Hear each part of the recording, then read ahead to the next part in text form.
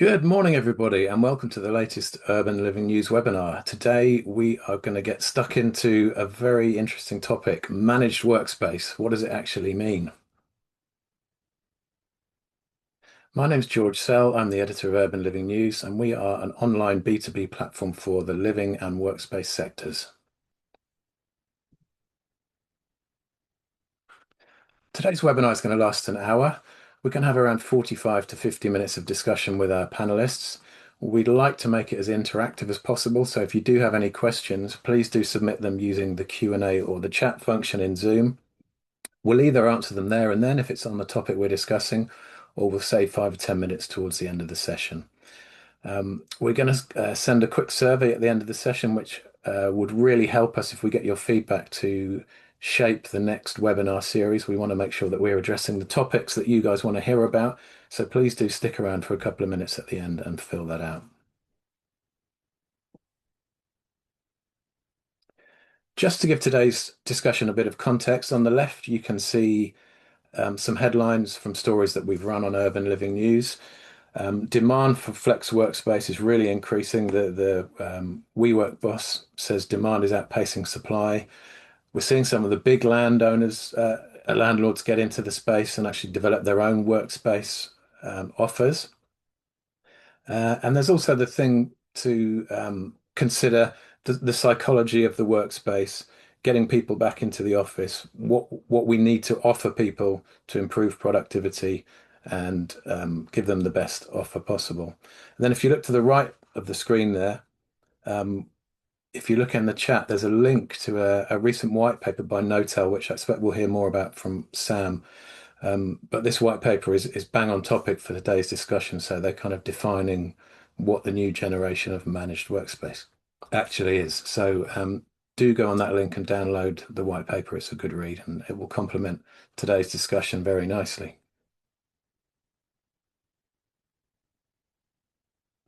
So we've got a terrific panel today here, all coming at things from a slightly different perspective, loads of knowledge between them. And I'm just going to ask them all to introduce themselves quickly before we get going on the discussion. We'll go from left to right as we see on the screen there. So first of all, Sam, good morning to you. Good morning, everyone. I'm Sam Jenkins. I'm Real Estate Services Director at Knotel. And Knotel is a managed workspace provider. We have around 650K of managed space globally. And effectively, we have three products, which is our sort of portfolio of managed buildings, our work club of amenity-led shared space, which we have in London and in Miami, and then Knotel Services, which is a partnership model for deploying managed services with owners and occupiers. Thank you, Sam. Helena, welcome to you. Thank you, George. Good morning, everybody. I'm Helena Hughes. I'm a director at Savills, and Workthere is our specialist flex team at Savills. So I have a split personality and mention both of those. I have been involved in the flex industry for more than 20 years, so come with considerable background and experience, and have obviously seen the industry change a huge amount during that time. Workthere work with both occupiers and operators and landlords. So we have a really good spread of experience across our team. Thanks, Helena. Lisa, good morning to you. Good morning, everyone. Thanks for having me. Lisa Cations, the founder and managing director of JCR Advisors. We're an independent boutique advisory firm focusing on landlords and helping the investors, landlords, property owners select the flex operating partners, structure management agreements, deals in terms of the partnership and also overseeing the performance over long term to make sure that all parties benefit from this partnership. And overall, 20 years of real estate experience. Prior to that, I was head of sales for the UK for IWG and chief transformation officer, industrious global head of enterprise sales and account management and HANA. So yeah, like Helena said, a lot of flex experience, but also real estate background as well. Thank you, Lisa. And finally, Steve, welcome to you. Thanks for having me. So we are Kit. We are in about 1 million feet, principally across London, and we offer two products in the managed space. The first is we operate in around about 100 buildings, and so that's providing everything from coffee machines to cleaners and maintenance workers and all of those fun things, and making that bespoke and available to customers through an app. And then the second is we work with enterprise clients who have taken on a building or a space somewhere and they want us to operate it for them. So it's either operating in the buildings or it's offering a service in someone else's space. Great. Thank you, Steve. If you look in the chat, you'll be able to see the links to the LinkedIn profiles of our speakers. So if you want to carry on the conversation with them after the session, then please do drop them a line. Okay, let's kick off with the big one, the definition of managed workspace. It seems to mean slightly different things to different people. So I want to ask you all in turn to give me what your take on what managed means. Sam, as you guys have just published a white paper on it, I'm going to start with you, if that's okay. Yeah, no problem. So managed workspace. So at Knotel, we define managed as self-contained units or floors delivered and run by either an owner, provider, or a third-party operator. So effectively, it's a hybrid model that's blending the services and flexibility of that serviced co-working world with the privacy and autonomy of conventional leasing. I think I would just say, like, it sounds obvious, but it's often the case that the phrases get mixed together. But we're not talking about management agreements. When we talk about managed space, we're talking about very much as that as a product, and management agreements would be a contracting structure, which could apply to different products. Yeah, including managed. just to Just to confuse things. Yeah. Okay. Thanks, Sam. Helena, how about you? What's your take?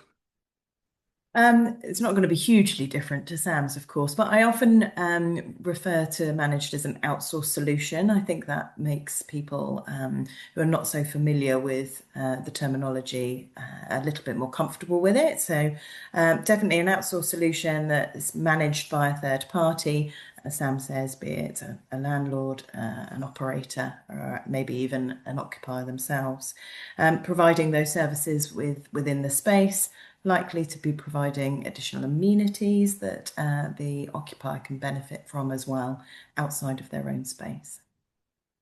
Great, thank you. Lisa, how about you? Yeah, just to add maybe to what Sam and Helena said, the flavor of managed, again, it's a self-contained space, but to give a bit more context, it means that the occupier, the tenant, will have their branded space, their identity in the space. So it's not that they're coming into a space that's sort of looks and feels unfamiliar or not aligned with their brand. It is bespoke to them, and that's a big difference, because a lot of the companies who take managed space, they want to make it feel like their home. And when Sam said it's self-contained, so it means that it's their brand on the door, their signage. They come in, there's a dedicated kitchenette that they don't need to share with anybody. There are meeting rooms that are just in their disposal, and there's a sort of layout and the workplace that meets their needs as a business. Thanks, Lisa. Steve, you've got the short straw. You've got to try and find something to add to all of that. I'll try and be unique. So the way I like to think about it sometimes is, what's the difference between a facilities management contract and a managed space? Because in the end, on paper, in theory, you're delivering lots of the same things. And in our view, there's two differences. One is the speed and the quality of the service is dramatically different. You need to be extremely fast, and it needs to be more hospitality and less pointing at contracts and outsourced networks. Mm-hmm. And the second is, there's a big difference between being a provider of services and being responsible for an experience.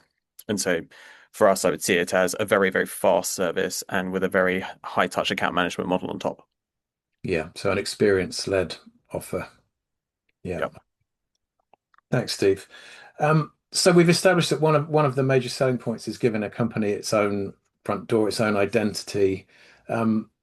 Sam, how are you helping your tenants achieve their sort of corporate branding and bespoke layouts without them having to take on the hassle of a fit out? And do their demands vary widely? Are Are you seeing a lot of difference between one company to the next amongst your tenant base? Yeah, so I guess like from day one, we've always been a sort of managed operator doing it as a white label. So sort of design and implementation of branded environments for our customers has always been really important. I think like of all the facets when you're delivering an office, branding is the thing that kind of stokes the most emotion with companies and occupiers. It's that opportunity to like express their identity of the company, to get involved in the design and to apply some creative IP. So, I mean, we as a company, we've used local artists, like murals, installations, that type of thing, for that, and then deploying, materials, moss, vinyl, light installations. And when you build that into kind of a wider workplace strategy, done in-house with the design team, I think the customer participates in that process as well, and that's when you can really sort of add real value. Because if you compare that to the serviced world of co-working or similar serviced offices, it's much more sort of templated space, and it has to be optimized for churn and modularity. And then the other end of the spectrum, which with leased space, that's a blank canvas, where everything has to be resourced by that occupier. So having someone to kind of participate in that design process with and deliver that for you, I think is really good. Hmm. And would say, for example, take a floor of managed space in terms of the layout and the physical offer, does that vary greatly from a typical floor of a co-working building in terms of, meeting rooms and booths and this sort of stuff? Is it notably different or is it fairly similar? I guess from our perspective, we would sort of have, you have to build in some element of sort of templated design, but it's really allowing that flexibility for that customer to choose and design the spaces they want. Yeah. We know that most customers are going to need kitchenettes, telephone booths, that kind of thing. But it's having that dialogue with the occupier at the beginning to sort of say, what do you need from that space? How does your company work? How do the teams have different styles and different business units want different things from the space? Because ultimately, that's what uh, designing the office is. It's kind of refereeing those teams in-house and making sure that that company has everything that they need to kind of be productive.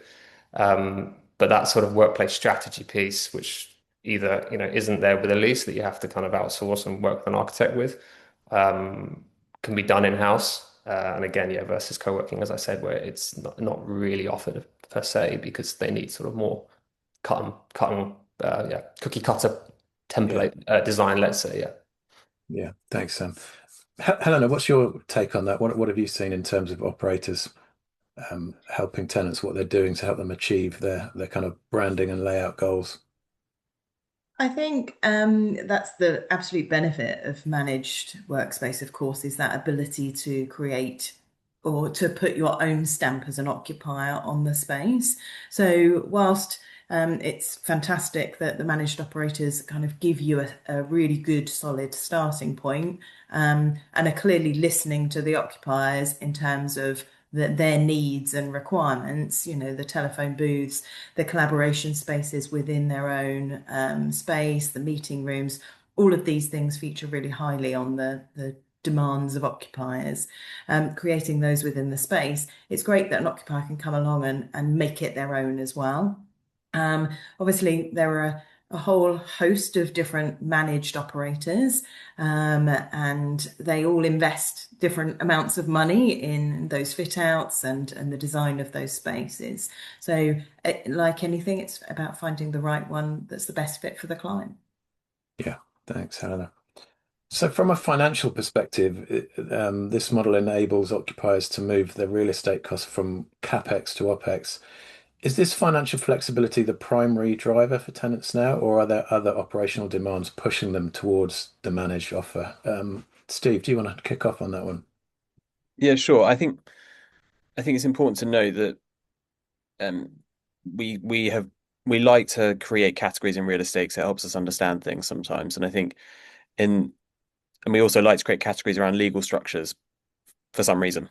And I think in this case, landlords are certainly we look at London, but also you look at New York, you look at plenty of markets, pre-fitting spaces is becoming very much the norm, certainly at a certain size category.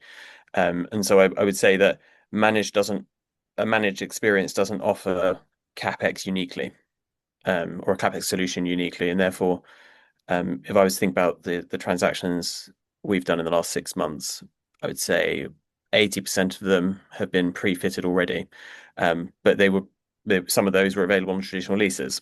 All that to say, I think it's regardless of whatever experience the landlord offers, taking the CAPEX pain away feels very, very important. And the way we like to see managed is one of the products a landlord can offer in their building, to give the client what they want. So rather than it being a take it or leave it, it's we can help you with all of the experience that we think you might want, some of it or none of it, but come to this building and we'll put on a show for you. And I think that's what we think works. Yeah, thank you, Steve. Sam, what's your take on it? I saw you nodding along to some of what Steve was saying there.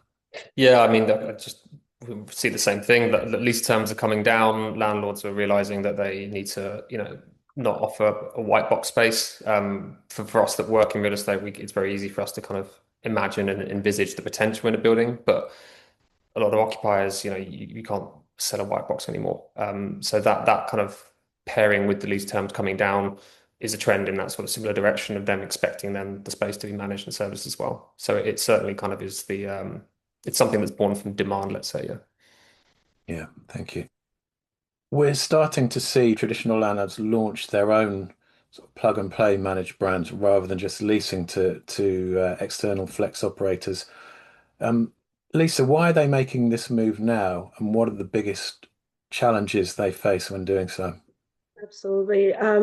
We're seeing so many examples where the landlords are launching it, but then there are fundamentals that need to be considered. And the landlords are thinking that they already have a design team or some sort of architecture team, architects in-house. They have, let's say, project management team. They can do it all themselves. What they don't realize is that the hospitality element that Steve and Sam are talking about is so crucial. And a lot of the times, the landlords just think it's just a fit out. It's just a cat A to cat B kind of the jump, and it's not. It's so much more than that. And the landlords also don't have the scale to justify the amount of internal resource that they need to bring on board with specialist expertise to then make it successful. So I'm seeing this constantly when I'm brought in to advise the landlords how to set up their own flex or managed business, and there's a really steep education curve, George, in terms of landlords understanding that it's operational real estate, and actually it's not just desks and chairs, and how to service the customers, how to even market your inventory, and what are the distribution channels out there, and how you actually digitize your offering and start to sort of market it not just through traditional agency network, but through the Valves of the world and Hubbles, and that is a big learning curve that I don't think a lot of the landlords get it right. Interesting. Helena, do you agree with that? Yeah, I do agree with that. And I think on top, I think, landlords are not used to operating at the speed that the flex market typically works at. So, you've got the lack of the hospitality element, but also the lack of speed. They're not used to the admin effort that goes around, running a space for multiple occupiers, multiple tenants, therefore multiple invoices, etc. So the admin heavy element and the team that are required to run that are often the kind of shocks to the system that I think the landlords typically experience. Having said that, I think they are absolutely realizing that this is a gap that, in order to be part of this market and the way that the market is going forward now, in order to fill that gap, in order to occupy a full kind of life cycle for an occupier, then they need to be in this market. Lisa, did you want to come in on that point? Yeah, just to comment more, I would say, Helena, what Helena said is absolutely spot on. And also when you do the underwriting of all those assets, when you start looking at the Cat A leasing strategy, the landlords are not getting the return they need. So it's almost sort of, yes, you can argue that you need to be in this market because you want to capture much broader demand set. But equally, from the return perspective, they almost are pushed into delivering the managed space, because if you look at the rising costs of operations, the service charges are increasing, but the rents are not moving as high, your margin is squeezed, your profitability is diminishing. So you've got to deliver managed to really capture the opportunity, but equally deliver the returns that are required from the investor perspective. Yeah, thanks, Lisa. Steve, did you want to come in on that? Yeah, I might be talking across another question by accident, so forgive me if I do. But I think what Lisa you said around landlords are pushed into doing this, I think is a really interesting framing. And I think we've found out the hard way, as I'm sure Sam and Helena have with their own managed businesses, is when you start, you think it's simple, and then when you start doing it, it's really much harder than you ever thought. And I think even things like getting milk inside someone's fridge before they turn up in the morning is incredibly complicated, and you have to multiply that across 70 different service lines, and you only get recognized if something goes wrong. And so I think there's an extent to which underestimation of what people expect, I think, is chronic in this industry. And I think taking a step into managed, I think, underestimates what's actually required. And I think that's what we're starting to see with the kind of second and third wave. Managed tenants have had a bad experience where they were promised an all-in responsible person who's going to look after you, and they were given an invoice payment service, and they're saying, I'm not going to do that again. And so I think as landlords look to underwrite, it's almost like you can't have your cake and eat it. If you want the retention, you want the rent uplifts, and you want to demonstrate they're sustainable, I think you have to either go big or go partner, in our view. And I think the only way we've been able to solve, I think, for speed and flexibility and expectation is to bring lots of the services in-house. So hire the maintenance workers, the delivery drivers, the housekeepers, and so on. And I think if offices are becoming hoteled, if you want to call it that, you won't find a good hotel that doesn't insource the majority of customer-facing things for cost, quality, and speed purposes. So I think we would need a very, very good reason to be different as an industry to hotels, and I haven't found that reason yet. Yeah, interesting. While we're on the subject of the traditional landlords moving into this space, obviously we've discussed how challenging it is, but are any of them doing it well? Has anyone got any ideas of any examples of landlords that have done it well? Lisa? Yeah, I want to flag the example which I'm absolutely sort of raving about, is what Grosvenor are doing. And again, this is more a model, as Steve mentioned, where they sort of outsource the flags to the arterial group, but then it's still a partnership as a JV, and the arterial group are working exclusively for Grosvenor. So they built the flags for them, and the success was pretty phenomenal, in a way that now Grosvenor dedicate 30% of their portfolio to flags and managed, and they don't differentiate between the two.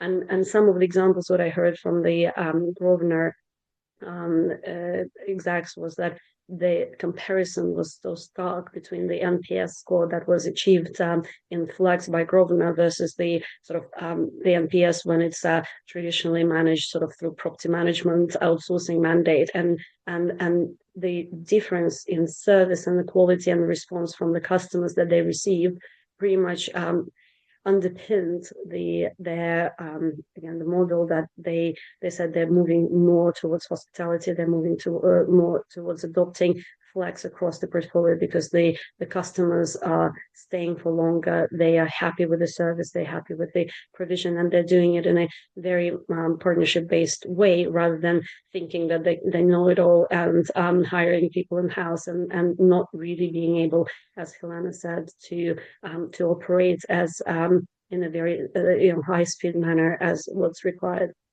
Yeah, I did actually approach Grant Powell to come on this webinar, but he's dragon boat racing at a Grosvenor social day today. But I don't think it's a coincidence that he's come there from I from can a hotel, advocate for them. Yeah, I'm hotel pretty close background. with them. Exactly, they're doing great job. Yeah. Helena, you've got your hand raised there. Did you want to come in on that point? Yeah, I was just going to say another great example, I think, is the GPE, sorry, Great Portland Estates. They've really invested in this. They're one of the largest REITs in London. They've really grown this part of their offering, and they've really brought in a lot of team members who have great experience. So they have acknowledged that they are not necessarily the people to deliver it ideally themselves, but brought in that experience to support the growth of that part of their offering. Thanks, Helena. Excuse me. Sam, you mentioned at the start that management agreements and managed spaces aren't the same thing, but let's talk about the structure of these offers and what perhaps the direction of travel is. Are management agreements becoming more prevalent, or are traditional leases still in the majority here? Or are we starting to see a kind of hybrid of the two? What's the current situation? Yeah, I think there's a lot of different contract structures that are being explored, but I think it's clear that the days of operator A leasing from landlord B to occupier C are pretty much over. That's just a very like brittle kind of construct that kind of puts a lot of the risk and volatility on the operator, and you end up being in the position where you're kind of at the mercy of all of the disadvantages that you're trying to convince occupiers to not be endangered from. So, like our portfolio, was from inception always like leased space, and we still have that. But 100% of our growth in the future now is going to be around this sort of service partnership model. So that's kind of pursuing services agreements with owners, so to deploy a managed solution in their portfolio. And then also contracting service agreements with occupiers to deliver development and workplace services in their preferred building. And I think like when this works, it really can work for all three. Because for landlords, you're essentially giving them, a new product, and with that, you're enabling them to sort of fish in a bigger pond for occupiers. For owners, they're getting a more tailored, sorry, for occupiers, they're getting a more tailored solution, and they're not restricted to having to choose a building from a flex operator's portfolio. And then for operators, we're freed from those risks of long-term leasing. And then because of that, we can offer more bespoke services to those occupiers. So for us, yeah, like where it was 100% before, it's now 60% more or less of our portfolio is that sort of leased space, which is organically expiring. And then the remaining 40% is kind of all going into this services model. Yeah, thank you, Sam. Lisa, does that kind of tally with what you're seeing in the market? Absolutely, and more so, just to give a bit more sort of the commercial context to what Sam just mentioned, the landlords see that the valuers and the sort of the assessment of the value of the building is much more favored when there is a managed product in place compared to serviced office or flex or co-working. So not only that the landlords are able to tap into a broader tenant pool, they're actually seeing that they're de-risking their leasing strategy by having direct contracts, short-term leases between the landlord and the tenant. So then the likes of Knotel or Kids or other operators are becoming almost sort of your service provider, your property manager plus outsourced partner, and therefore the valuers are not seeing it as risky as it used to be when the space is leased to an operator who might not have such a strong covenant, and they would treat it as a non-secure income. So that's why it's working favorably towards the landlords when they can demonstrate that the managed space is also contracted on 3-year plus basis. It's almost treated as a Cat B traditional leasing to multi-tenanted sort of occupier pool. Yeah, thank you, Lisa. Steve, did you want to comment on that? Yeah, maybe briefly on this. I think I kind of alluded to this earlier in terms of what's the difference between FM and a managed service. And in effect, on the one hand, we have to deliver, we believe, a sense of accountability and ownership of what you're going to experience as an end user. But the investment market is terrified of anything that looks like that in their documents. And so when we think about what stops a level of service being delivered at scale to 60-70% of the market rather than the kind of 20% we're at the moment, I think it's going to be getting banks and investors comfortable with the right structures. And I think because we've come from a world of almost license agreements and sort of iterated up from that point, and the traditional market is sort of iterating down, our view is you need to find the right way to marry those two worlds together. And I think the more the more this looks and feels like an FRI lease between a landlord and a tenant with a separate schedule of services that speaks to what happens within the demise. None of that language you want to say to the end user because it sounds really boring. But to the investment market, that sounds extremely exciting because it's fixed rent. It doesn't change over the course of the term. If you own the operations, which we do, you can fix the costs. So there's no variability and risk on that side either. And what you're looking and staring in the face is a standard FM contract that's sort of put on top of an FRI lease, and that feels easier. We've done 1,000,001 of the structures. I'd be surprised if there isn't a structure we haven't done. And I think what we found in the end is that the lawyers and accountants make more money than anyone else. And so keeping it simple felt the easiest thing to do. Yeah, thank you, Steve. Let's touch on technology briefly. Lisa, what would you say is the baseline tech stack that's required to manage data access and spatial utilization in a managed space? Well, actually, before I even answer this question, George, I want to flag that again, the tech stack on the operational business side, it's so different from the tech stack that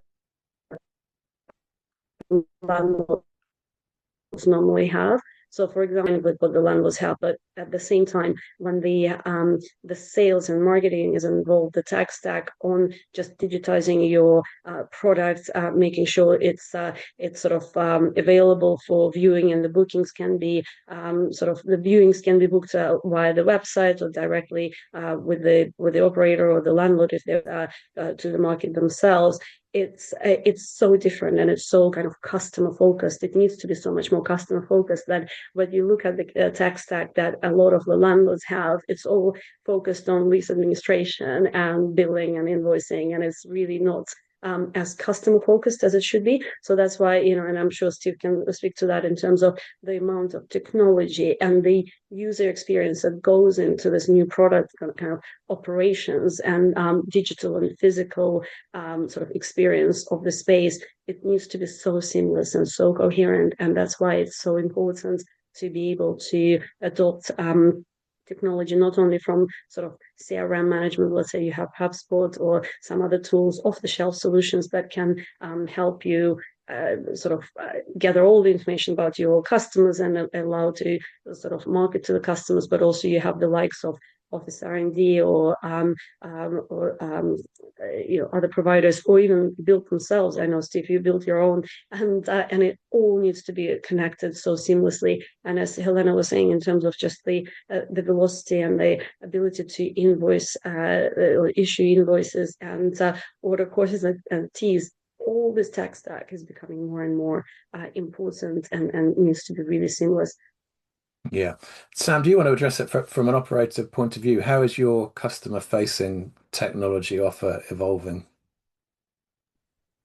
I mean, I would speak to maybe the fact that what is helpful as well is a lot of these spaces are going to be fitted up to a certain standard or pre-fitted, let's say, as we touched on before. Obviously, a space has to be set up for managed, and someone has to kind of cover that in a way.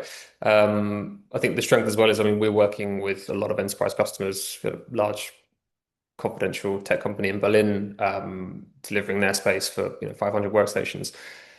That's a very sort of complex and bespoke IT setup, and the key is to have kind of in-house specialists that can kind of speak function to function in that organization with the relevant people to make sure that that gets kind of set up and monitored appropriately for compliance. So it's having that specialism in-house to be able to kind of work with those occupiers to make sure that that gets deployed and looked after properly, I would say. And I mean, especially for IT, yeah. Yeah, thank you, Sam. Helena, let's move on to talk about wellness and sustainability. Obviously, one piece of this is the end user experience, and we're seeing that wellness is becoming a higher priority for everybody now. The other part of the ESG requirements of building performance of the landlords and the investors to meet their ESG tick boxes. So how are managed operators building wellness and sustainability standards into spaces where tenants might only stay for 2 to 3 years? What's what's the approach and what's the best method to take here? I think firstly you have to challenge whether they're going to only stay for 2 to 3 years. Actually, from our experience and our research, we find that typically clients stay for a lot longer, although their initial term may be a shorter term commitment. So from an operator perspective, a managed operator perspective, you're investing for the longer term, not just thinking about that initial period, of course. Wellness and sustainability standards and amenities are not going to go away. It's really essential that the operators differentiate themselves, that they appeal to corporate occupiers by ensuring that they are providing the wellness amenities, facilities, and ticking the sustainability boxes. Corporate clients are coming now with an expectation that spaces, whether they're serviced or managed, will provide those elements. So it's really important that operators appeal to those tenants and then look after them longer term. So we've talked about the hospitality piece and that being a real priority, but operators are motivated to look after their clients because they want them to remain. A bit different to a traditional landlord, of course, in a leased perspective. But it's really important that the operators maintain those standards, maintain those wellness amenities, maybe the sense of community that might be important to some tenants as well, and maintain those sustainability standards and continue to drive and innovate and show why they are the best location to be in.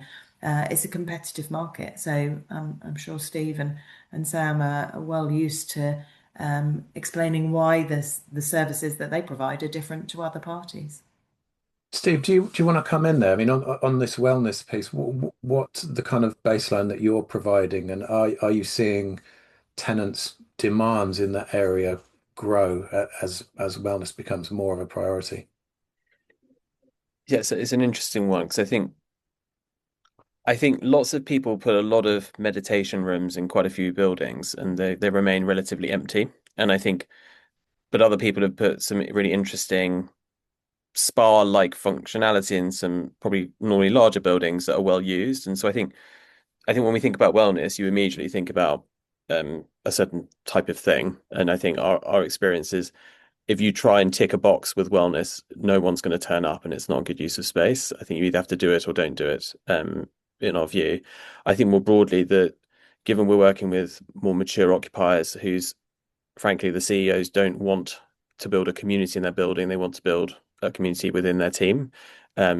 We offer bespoke events and yoga classes and whatever people want within their own spaces, and generally they're large enough to accommodate for that because you lay out the functionality so it's possible.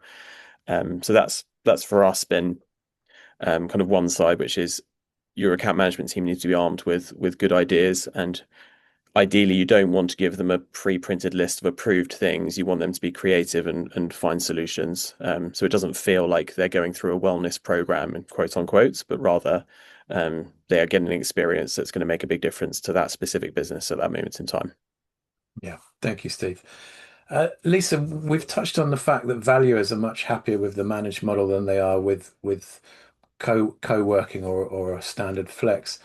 But how does a managed space offering impact the revenue profile of a building compared with a traditional long-term lease, for example? Well, it's actually very interesting that by offering managed, the landlords are still able to outperform the traditional leasing. So even with the environment where, if you think about the cap rates that are applied to certain Cat A spaces, yeah, you would have thought that the managed would be somehow discounted because there's more risk and associated sort of capital exposure. In fact, the valuers are seeing it more as a enhanced product offering. So on the net return basis, the amount of again the ERVs, the net rate that the landlord is able to achieve from managed substantially outperforms Cat A leasing, even with kind of factoring in all the increased service, sort of the management fee that you pay to the operating partner, and after the CAPEX is returned, it's still substantially, and I would say in the range of, let's say 30 to 40%, it still outperforms. And again, depending on location, of course, and the market sort of demand in this location. But let's say if we're talking about London, there's definitely a premium of, let's say, roughly 30% that can be achieved from returns that the landlords are getting from CAPEX compared to the managed space. Yeah, okay. Thanks, Lisa. Let's talk a bit about investor and lender sentiment. Sam, I'll come to you. How would you assess institutional investor and lender sentiment towards managed now? Are they becoming more comfortable with it? Are they happy with its place kind of between flex and traditional office? And are you seeing more capital invested and more money lent into the sector? I mean, I'll speak with sort of within the realms of our experience, which is that essentially they're noticing the demand, right? And it's increasing. And as we said, that's linked to the value is linked to the speed of occupancy and the retention rates. So it's something they're having to sort of catch up with in that respect. But also there's a lot of, landlords that we worked with in multiple markets who still maybe have some sort of an orthodox mindset of, leasing to as a strategy to kind of maximize the top rent, and that's kind of the valuation part. But I would just flag that, it can also be deployed alongside a conventional leasing strategy. So, a landlord can still, take that lease with the tenant, and then the sort of that managed service layer can come in with a third party operator, and that effectively enables them to benefit, alongside their conventional agents, from everything that the flex market and those brokers have to offer, and then sort of do that sales and marketing piece alongside an operator, and then get that occupier who can get, the managed services that they wanted in that building, and then the landlord's happy because they've leased it quicker to a different kind of tenant. And I think that's when sort of, that sort of, lender investment perspective can be changed. That you got to say to the landlords, actually, you can still have your lease if that's what really matters from the valuation perspective. But how we get there is the advantage. Sam, we were talking before the call about the fact that you've got offices in several different countries and you've worked in Germany quite a bit. Can you just give us a quick snapshot about how the speed of adoption of managed varies between different countries and perhaps even different cities within a country? Yeah. So, I mean, I spent 10 plus years living in Berlin and worked there with Knotel and other companies, but it's a funny market because I think a few years ago, Berlin was where all the investment was, tech startups, companies, and that was driving the whole co-working boom. And, that the market's very much changed there. But ultimately still quite conventionally minded. The lease is still kind of king. And I think the ways in which we're discussing partnership models, the creativity of kind of collaboration here is like it hasn't quite been fully adopted in the same way it has in markets like London. That is just because London is a super mature, high performing kind of landscape when it comes to corporate real estate. But it is sort of trickling down slowly, but it's can be a slightly different conversation, let's say. Yeah, thanks, Sam. Steve, I think you put your hand up to come in on the investment and lending question, but I galloped off with another question for Sam. Did you want to come back and address that? Yeah, sure. Sorry, I snuck it up and then lost confidence. So I think what's interesting is we've got a number of investors buying buildings and deploying us in them, having bought them, and I think that what's encouraging about that is I think it obviously takes someone with an entrepreneurial mindset to do that kind of thing. But I think it's worth noting that around 80% of all asset sales are failing at the moment in offices, and they're just not selling. And I think that's because people are struggling to underwrite traditional purchases. And so I think when we think about the valuation or the valuer market, and we think, oh, we've just got to get through to the valuers, and I think we do, but necessarily they're going to be backward looking. And so it's where does the evidence get generated? And I think what's been encouraging is of the last, I don't know, GPE seems to be buying everything over 50,000 square foot. And it seems like entrepreneurial privates are buying everything smaller than that, and they're deploying some element of service into that building under a structure that doesn't terrify their lenders, principally, as well as the eventual buyers in the future. I think when I spoke to one of these investors, they were saying for us, once we have the bank on board and you can then underwrite the CAPEX as well as the acquisition loan, that's how the market shifts. Because once the banks are comfortable and it's all the usual names who you would expect to get comfortable first are the ones doing so, and they are comfortable. Once that's in place, everything else gets easier. So I don't think the market's going to change because we put out some wonderful marketing and convince everyone. I think it's going to be there's a new buyer of real estate that comes in, and it forces the hand of people who've held for a long time, which is, do you want to become more like this buyer, or do you want to sell to them? Yeah. Thank you, Steve. Lisa, do you want to come in on that piece? Does that tally with what you're seeing? Yeah, so what is interesting is my clients, again, quite a variety of pension funds, private family offices, and private equity funds, and the deployment strategies are quite varied. So on the one hand, the pension funds who are long-term holders of the assets, they're absolutely more comfortable getting the managed offering, because again it's more uplift for them on a long-term basis, and there's not immediate sort of need to sell, which could be tricky because the market is still adjusting to this sort of new environment, understanding the product, how to underwrite it. Even when you talk to different valuers from the same company, they might have different views and compared to different operators who might not be exactly comparable. So it's still education process that we're going through. With the private equity funds, the intention is more to have an operator who would sign a lease, because they might be disposing of their assets in 2 or 3 years' time. They just can't wait for the space to stabilize, to sort of achieve this performance over, let's say, 18 months, 24 months sort of ramp up period. So they just don't have this time, and they must have bought the building already 3 or 4 or 5 years ago. So they're coming to the end of their holding period. So again, it's so much dependent. But what Steve was saying in terms of private individuals and more sort of family offices coming from overseas, there is much more appetite to buy those buildings, to underwrite the buildings, especially in prime central London, with the flex or managed in mind. And mostly because the floor plates are quite small, flex wouldn't work at all. So it is managed. That is the primary product that would be offered in the sort of the typical Mayfair townhouses. So I would say yes. So those private high net worth individuals or family offices, they're much more, the product, managed product, appeals to them much more as part of their investment strategy. Yeah, thanks, Lisa. Helena, on a related note, do you think we are in a big growth period for this managed office? So if you look 5 years down the line, what percentage do you think of an office portfolio will be dedicated to managed space? Of a corporate occupiers portfolio, do you mean? Yeah, Or yeah. Um, so yes, absolutely in a continued growth phase. We've certainly seen with our corporate occupiers that now on average about 30% of a corporate occupier's portfolio is in flex space. By that I mean serviced or managed or a combination of that.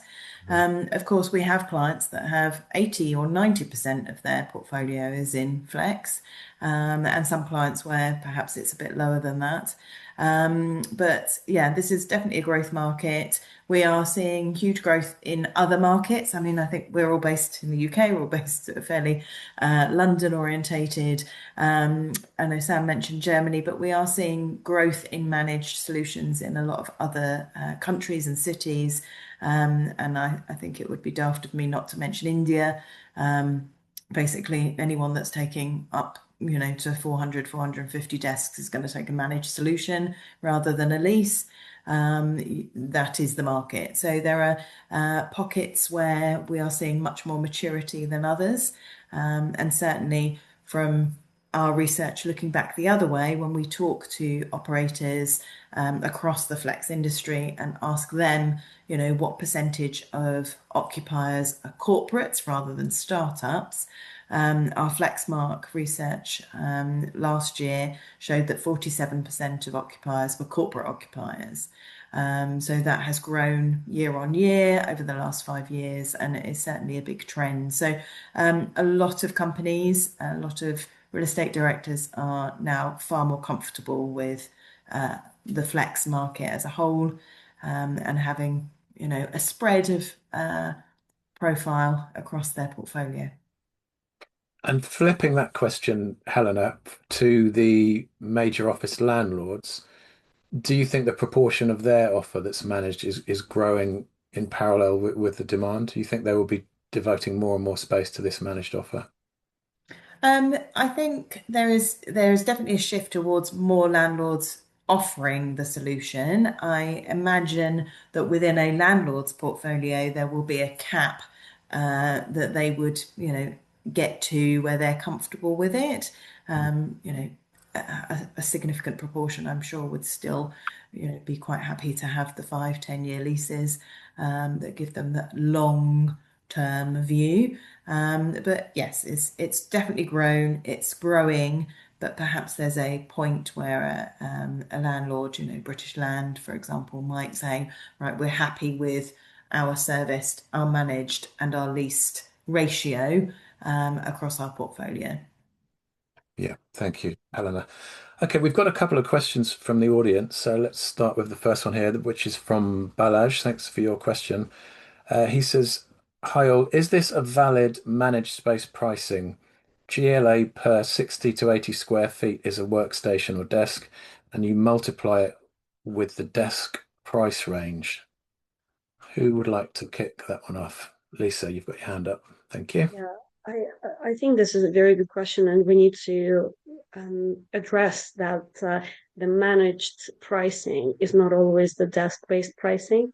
We've got to really use the price per square foot alongside the whatever the nominal desk pricing, if you will, as an operator or the landlord when you market the space, to allow the potential tenants, the customers, to compare on a like-for-like basis. But this really is quite unique to the company. So, for example, Balazs said 60 to 80 square feet per workstation, but there are companies who would want 100 square feet per workstation ratio. So you can't really do it in this way. And equally, it's more gravitating now towards the price per square foot comparison. And whenever I'm underwriting the managed for my landlord clients, the price per desk is just nominal price, really, to sort of understand where the market is trading at.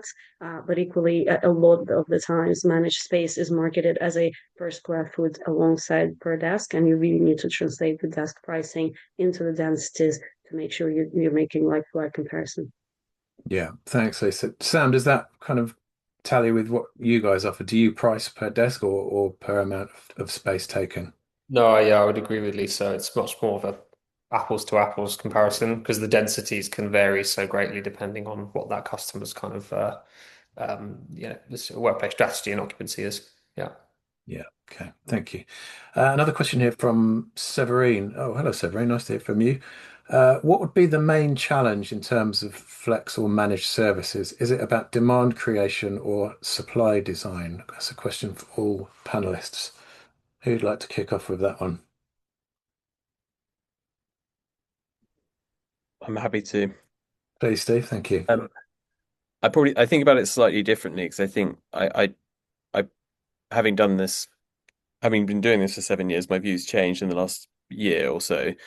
I think I just don't think managed is a truly distinct category in the way that we are all thinking it is. And what I mean by that in practice is we're talking about the delivery of services at varying degrees. So, a landlord who's offering cleaning and Wi-Fi in your space included in the service charge, is that managed or is that not, and so on. And I think we can have that debate quite a bit.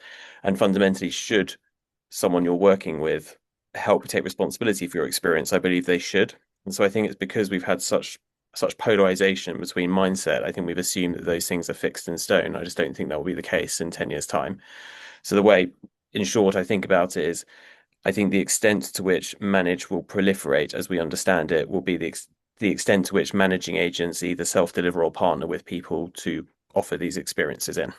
And so I think I really believe if you believe that offices are becoming hotels, who's the general manager? And the general manager, whoever that general manager is, which I think is naturally the building manager, how do they operate and who are they and what tools they have at their disposal? So for me, it's if you ask me the question, do people want easier, better services in their buildings? I think the answer is 100% yes. So I think it's much more to do with the supply of good quality services as opposed to people not wanting them. Yeah, thank you, Steve. Sam, last word to you. What would be your take on that? Yeah, I would just say partner with someone who knows what they're talking about and try to understand the concept, be all in, develop the infrastructure, and put the right people in place. There's a procurement, convenience, and hospitality issue that a landlord just offering cleaning and a coffee machine can't, provide. So only really do it yourself if you've got the resources to do those things. Great stuff. Thank you, everybody. That was a really fascinating discussion. Enjoyed that a lot. We're going to leave the session open for a couple of minutes so you can take note of all the good stuff that was in the chat. I'd strongly recommend that you download the Knotel white paper. The link for that is in the context higher up in the chat. So thank you, everybody. We're just going to show a couple more slides before we wrap up. Our next urban living webinar is not till September. And we are going to take a deep dive into the future of the co-living sector. It's one that I'm particularly interested in. Looking forward to that one. The link to register for that one is in the chat. If you'd like to work with us at Urban Living News, whether on our digital or in-person events, please do get in touch with my colleague Katie, whose details you can see on the screen there and also in the chat. And finally, just want to say thank you. Thanks ever so much to Lisa, to Helena, to Sam, and to Steve for their fantastic input today. Thanks to you all for watching. Do please fill out the survey that's coming up shortly so we can deliver even better webinars in the future. Have a great weekend, and I'll see you all on another webinar soon. Take care. Bye-bye. At IHM, we believe in the power of connection. We exist to inspire, to inform, and to unite decision makers who are shaping the future of hospitality and real estate. Our why is simple. We believe this industry thrives when people and ideas come together. And we're here to make that happen. So how do we do it? We publish 4 leading multimedia brands, each a trusted voice in its sector. We blend intelligent content, curated events, and a strong community into everything we do, making it easy, accessible, and genuinely useful.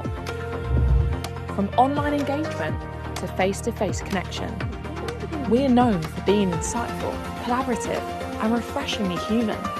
We host world-class events, panel discussions, podcasts, award ceremonies, and webinars